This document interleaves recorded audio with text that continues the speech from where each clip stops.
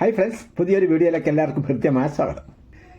ഈ വർഷത്തെ +1 പ്രവേശനത്തിലുള്ള first supplementary allotment list പ്രസിദ്ധീകരിച്ച ഒരു സന്തോഷ വാർത്ത അറിയിക്കാൻ വേണ്ടിയിട്ടാണ് ഈ വീഡിയോ ചെയ്യുന്നത്.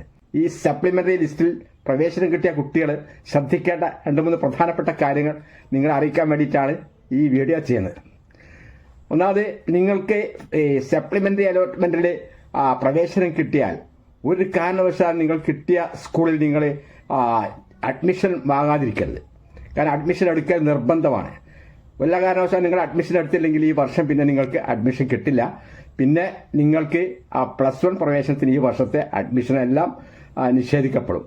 അപ്പോൾ അതുകൊണ്ട് ശ്രദ്ധിക്കുക, എവിടെയായിരുന്നാലും നിങ്ങൾക്ക് എത്ര അസൗകര്യമുള്ള സ്കൂളായിരുന്നാലും, നിങ്ങൾക്ക് എത്ര അസൗകര്യമുള്ള കോമ്പിനേഷൻ ആയിരുന്നാലും, അവിടെ നിങ്ങൾ കൃത്യസമയത്ത് കൃത്യമായ രേഖകളോടുകൂടി, ആവശ്യമായ രേഖകളോടുകൂടി നിങ്ങൾ ഹാജരായി അലോട്ട്മെന്റ് ഫോമെല്ലാം ഫില്ല് ചെയ്ത് കൊടുത്തുകൊണ്ട് അവിടെ അഡ്മിഷൻ നേടുക എന്നുള്ളതാണ് നിങ്ങൾ ആദ്യമായിട്ട് ചെയ്യേണ്ടത്.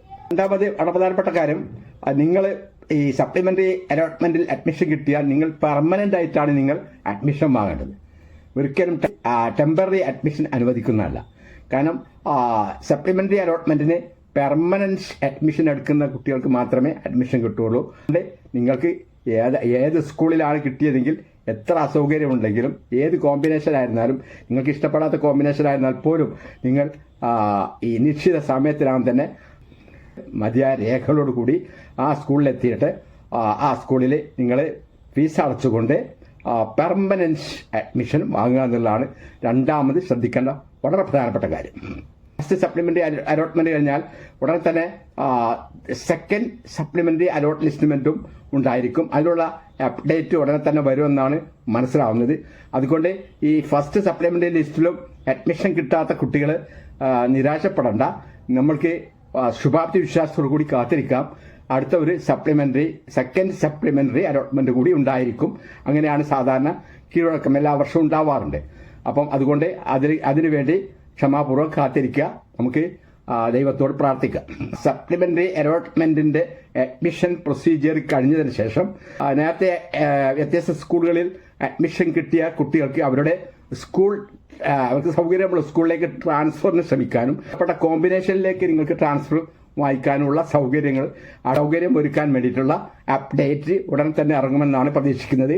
അപ്പം ആ സമയത്ത് കൃത്യമായിട്ട് ട്രാൻസ്ഫർ നിങ്ങൾക്ക് ആവശ്യമുണ്ടെങ്കിൽ നിങ്ങൾ അത് ഏതൊക്കെ സ്കൂളിലാണ് വേക്കൻസി ഉള്ളതെന്ന് നിങ്ങൾ കൃത്യമായിട്ട് മനസ്സിലാക്കുകയും നിങ്ങൾക്ക് ട്രാൻസ്ഫറിനുള്ള അപേക്ഷ നിങ്ങൾ കൊടുക്കുകയും ചെയ്യാവുന്നതാണ്. അത് കഴിഞ്ഞാൽ പിന്നെ വരുന്നത് സെക്കൻഡ് സപ്ലിമെന്ററി അലോട്ട്മെന്റ് കഴിഞ്ഞാൽ പിന്നെ വരുന്നത് സ്പോട്ട് അഡ്മിഷൻ പോലെയുള്ള വേക്കന്റ് ആയിട്ടുള്ള സീറ്റുകളിലേക്കുള്ള അഡ്മിഷൻ ആയിരിക്കും. അത് കോമ്പിനേഷനുകളിൽ വേക്കൻസി ഉള്ള സ്കൂളുകളിൽ ആ സമയത്ത് ഹാജരായവരുടെ മെറിറ്റ് അനുസരിച്ചിട്ട്, അവരുടെ മാർക്ക് അനുസരിച്ചിട്ട്, മെറിറ്റ് അനുസരിച്ചിട്ട് ആയിരിക്കും അതിന്റെ സെലക്ഷൻ നടക്കുക.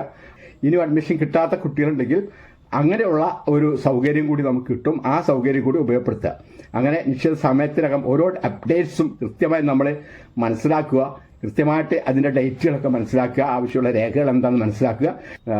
എന്നിട്ട് നമുക്ക് അഡ്മിഷൻ നഷ്ടപ്പെടാത്ത രൂപത്തിൽ കൃത്യസമയത്ത് മതിയായ രേഖകളോട് കൂടി നിങ്ങൾ കിട്ടിയ സ്കൂളിൽ, നിങ്ങൾക്ക് ലഭിച്ച സ്കൂളുകളിൽ അല്ലെങ്കിൽ കോമ്പിനേഷനിൽ അഡ്മിഷൻ വാങ്ങുക എന്നുള്ളതാണ് നമ്മുടെ ഏറ്റവും വലിയ ചുമതല എന്ന് പറയും.